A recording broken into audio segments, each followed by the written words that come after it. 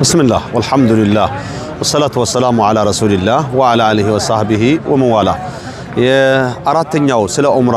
ወይም ያለው ተጨባጭን የሚያስረዳው ሐዲስ ከጃብር ኢብኑ አብዱላህ እንደዘገበው ስራቸውን አላህ ይደላቸውና እና አራቢያን ባያ ረሱላህ ሰለላሁ ዐለይሂ ወሰለም ይላሉ። አንድ ባላገሪ መጣና ረሱል ጋር ተገባይ ወይም ደግሞ ቃል ገባ ለእስላም እስልምናን ለመቀበል فاصاب العربيه واكم بالمدينه مدينه ሆኖ ህመም ገጠመው ከዛም فاتى رسول الله صلى الله عليه وسلم ወደ ረሱል መጣና فقال يا رسول الله انت يا الله መልእክተኛ ሆይ አቅልኒ በይዓቲ የገባሁሎትን ቃል ይመልሱልኝ የሚል ጥያቄ አቀረበ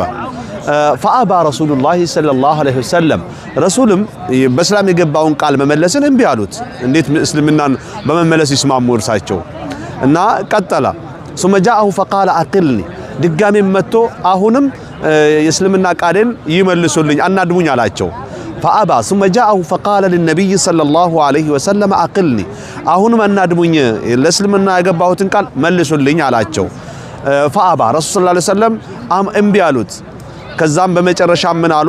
فخرج الاعرابي ጥሎ ወጣ ከመዲና ወይም ከርሳቸው አጠገብ ማለት ነው فقال رسول الله صلى الله عليه وسلم رسول ማሉ انما المدينه كالكير مدينه ማለት ልክ እንደ ወናፎ ናት አሉ